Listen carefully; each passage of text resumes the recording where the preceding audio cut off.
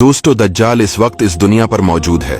दज्जाल अभी आया नहीं है और किसी को पता नहीं है कि दज्जाल इस वक्त कहाँ है और आखिर में जमीन के किस हिस्से से निकलेगा।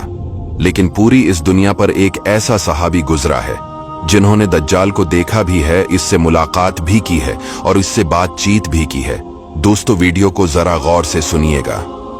एक मर्तबा हमारे नबी सल्लल्लाहु अलैहि वसल्लम ने अचानक अपने सहाबा को जमा फरमाया और खतबा देने के लिए मेंबर पर तशरीफ फरमा हो गए और नबी करीम सल्लल्लाहु अलैहि वसल्लम ने फरमाया कि अमीमदारी ने मुझे बताया कि वो 30 अफराद थे और किश्ती में वो सफर कर रहे थे कि तूफान आ गया और वो भटक गए। तकरीबन महीना भर वो समंदर में घूमते रहे और एक दिन सूरज गुरूब होने के वक्त एक नामालूम ईलैंड पर वो पहुंचे। उन्हें वहां सयाह रंग की मखलूक नजर आई जिसके जिस्म पर बाल बहुत ज्यादा थे। उन्होंने उससे पूछा कि तुम कौन हो? उसने कहा, मैं जासूस हूं, और कहा कि हमें अपने बारे में कुछ बताओ। उसने कहा कि ना मैं तुम्हें कुछ बताऊंगा न तुमसे कुछ सुनूंगा। तुम उस बदखाने में जाओ, वहां एक शख्स तुम्हारा बड़ी बेचैनी से तुम्हारा वेट कर रहा है, वही तुम्हें कुछ सुनाएगा भी और बताएगा भी। फिर वो सब अंदर चले गए। वहां एक शख्स सख्ती से जंजीरों में झगड़ा हुआ था। उसने पूछा कि तुम लोग कौन हो और कहां से आए हो? उन्होंने बताया, शाम से आए हैं।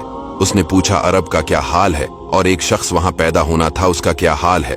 यानी हमारे नबी अलैहिस्सलाम के बारे में पूछा। सहाबा ने बताया कि वो अच्छे हाल में है। पहले तो उनकी मुखालफत हुई, लेकिन अब वो तमाम अरब पर वो गालिब हो गए हैं। ये सुनकर उस शख्स ने 3 चीखें मारी और बोला कि मैं दज्जाल हूं और कहता है अनकरीब में आजाद हो जाऊंगा और जमीन का चप्पा चप्पा में गुमूंगा और इसका कोई हिस्सा नहीं छोड़ूंगा सिवाय मदीना के, क्योंकि मुझे में वहां जाने की ताकत ना होगी। और एक रिवायत की रोशनी में ये बात भी कही जाती है कि दज्जाल को हजरत सुलेमान अलैहिस्सलाम ने कैद किया था।